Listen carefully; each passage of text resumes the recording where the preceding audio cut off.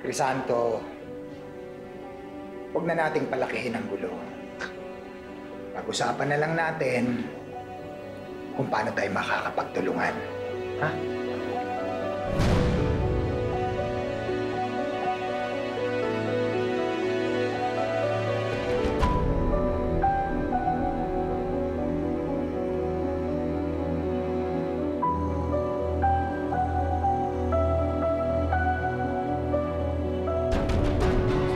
Diyan muna kayo, kaya ang malumanag dito ka. Diyan lang kayo. Luis! Ay, hindi tutulungan mo ako inaagaw yung lumanag. Ay, sabi, tuminakot ka naman. Amira, nakagawa mo rito. Amira! Oh, ba't ganyan yung itsura mo? Ano nangyari? May grupong baliw na dumukot sa akin. Nakatakas lang ako dahil tinuklaw sila ng mga kauri nila. Mga ahas.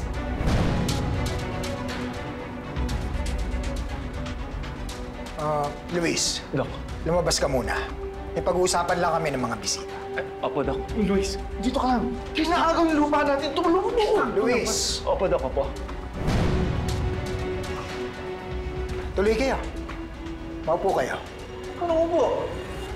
Sige na, Crisanto. Hindi.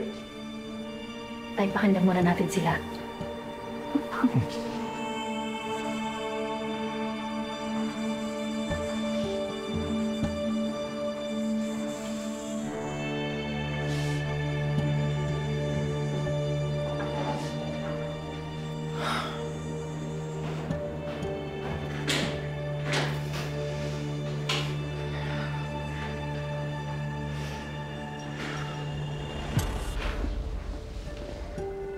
Handa akong isang tabi ang lahat para sa kabutihan ng nakararami.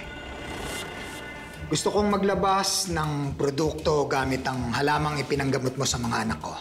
Dahil alam kong maraming matutulungan nito. Sinong niloko nyo? Peperahan nyo lang naman ang mga may sakit.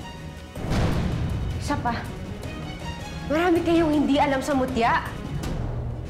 Pinatawag ko kayong lahat para ipakita ang kapangyarihan ko.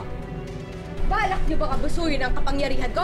Ang aking mga biyaya? Nakaalala mo ba yung nangyari? Kinagat ko yung bulaklak ng mutya. Huwag kang mag-alala. Pag-aaralan ng product development team namin ang halaman. Basta ituro mo lang kung saan namin matatagpuan ng halaman at handa akong magbayad kahit na 10 milyon.